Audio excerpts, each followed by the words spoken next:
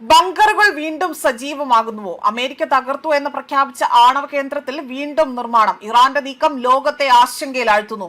ഇറാനിലെ പ്രധാന ഭൂഗർഭ ആണവ കേന്ദ്രങ്ങളിൽ ഒന്നായ പാർച്ചിൻ സൈനിക സമുച്ചയത്തിലെ തലേഖാൻ 2 കേന്ദ്രമാണ് പുനർനിർമ്മിക്കുന്നതായി തന്നെ പുതിയ ഉപഗ്രഹ ചിത്രങ്ങൾ ഇവിടെ പുറത്തു വന്നിരിക്കുന്നത്. പശ്ചിമേഷ്യയിൽ വീണ്ടും യുദ്ധഭീതിയുടെ ഒരു നിഴൽ ഇവിടെ വീഴുകയാണ്. അമേരിക്കൻ വ്യോമാക്രമണത്തിൽ തകർത്തു എന്നതായിരുന്നു ലോകം കരുതിയിരുന്ന ഈ ഇറാന്റെ നിർണായക ഭൂഗർഭ ആണവ കേന്ദ്രം ഇപ്പോൾ വീണ്ടും ജീവൻ വീണ്ടെടുക്കുന്നതായി തന്നെ കണക്കാക്കുന്ന ഉപഗ്രഹ ചിത്രങ്ങളാണ് ഇവിടെ ഞെട്ടിച്ചുകൊണ്ട് ഇവിടെ പുറത്തു വന്നിരിക്കുന്നത്. മാത്രമല്ല, ഇറാനിലെ തന്ത്രപ്രധാനമായ പാച്ചിൻ സൈനിക സമുച്ചയത്തിനുള്ളിലെ തലേഖൻ 2 ആണവ കേന്ദ്രത്തിലാണ് പുനർനിർമ്മാണ പ്രവർത്തനങ്ങൾ പുരോഗമിക്കുന്നതായി തന്നെ വ്യക്തമാക്കുന്നത്.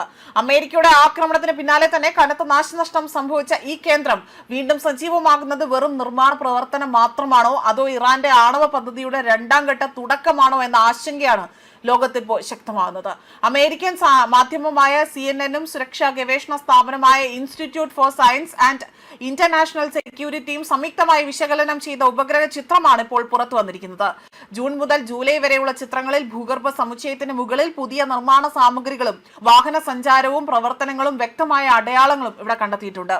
മാത്രമല്ല, ആക്രമണത്തിന് ശേഷം അവശിഷ്ടങ്ങൾ നീക്കം ചെയ്തതായും പ്രാഥമിക പരിശോധനകൾ പൂർത്തിയാക്കിയതുമായാണ് ഇപ്പോൾ പുനർനിർമ്മാണത്തിലേക്ക് കടക്കാൻ ഇറാൻ സഹായിച്ചു എന്നതാണ് വിലയിരുത്തൽ.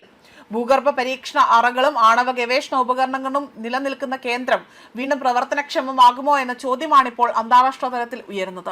പ്രത്യേകിച്ച് വ്യോമാക്രമണത്തിൽ തകർന്ന 3 പ്രധാന ഭാഗങ്ങൾ ഇറാൻ താൽക്കാലികമായി തന്നെ അവിടെ മൂടിയതായും തെക്കൻ പ്രവേശനത്തെ അല്ലെങ്കിൽ ആ ഒരു പ്രവേശന കവാടത്തിലൂടെ തന്നെ വാഹന ഗതാഗതം തുടരുന്നതായും ഉപഗ്രഹ ചിത്രങ്ങൾ വ്യക്തമാക്കുന്നുണ്ട്.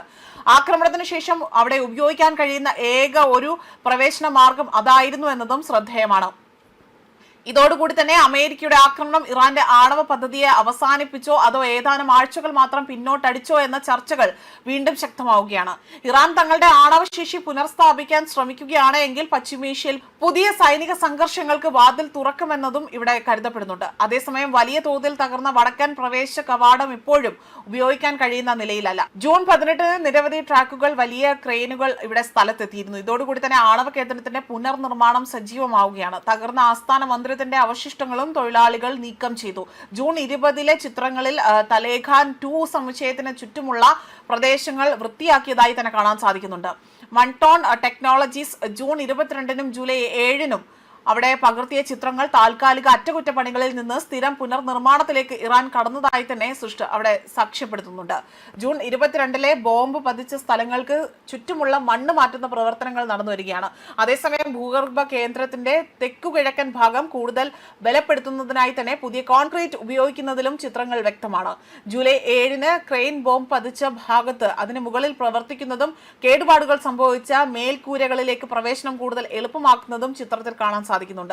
മാത്രമല്ല, ദ്വാരങ്ങൾക്ക് മുകളിൽ സ്റ്റീൽ കമ്പി വലിയ നിലയിൽ സ്ഥാപിച്ച ശേഷം ബലപ്പെടുത്തിയ കോൺക്രീറ്റ് ഉപയോഗിച്ചുകൊണ്ട് അടയ്ക്കുന്ന ജോലിയാണ് നടക്കുന്നത് എന്നതാണ് institute for science and international security വിലയിരുത്തുന്നത്.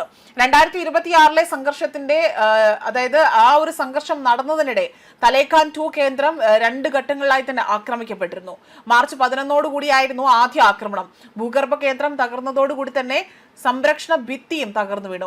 സമീപത്തെ കെട്ടിടം നശിക്കുകയും ചെയ്തു. സമീപത്തെ തലേഖാൻ 1 കേന്ദ്രവുമായി ബന്ധപ്പെട്ട് ഫയർ ആൻഡ് കൺട്രോൾ ഉപകരണ കെട്ടിടങ്ങൾ മറ്റൊരു ആക്രമണത്തിൽ തകരുകയും മാർച്ച് 24 മുതൽ ഏപ്രിൽ 1 വരെയാണ് 2ാമത്തെ ആക്രമണം നടന്നത്. ഇതിൽ സമീപത്തെ ആസ്ഥാന മന്ദിരം പൂർണ്ണമായും നശിച്ചു. നിലവിൽ 2 വർഷത്തിനിടെ 2 തവണയാണ് പുനർനിർമ്മാണം നടക്കുന്നത്. 2024 ഒക്ടോബറിൽ ഇസ്രായേൽ നടത്തിയ വ്യോമാക്രമണത്തിലും തലേഖാൻ 2 തകർന്നടിഞ്ഞിരുന്നു. 2025 മെയ് മാസത്തോടുകൂടി തന്നെ പുനർനിർമ്മാണ പ്രവർത്തനങ്ങൾ ആരംഭിച്ചതായിട്ടാണ് ഇപ്പോൾ ഉപഗ്രഹ ചിത്രങ്ങൾ വ്യക്തമാക്കിയിരിക്കുന്നത്. ന്യൂസ് ഡെസ്ക് കർമ്മ ന്യൂസ്.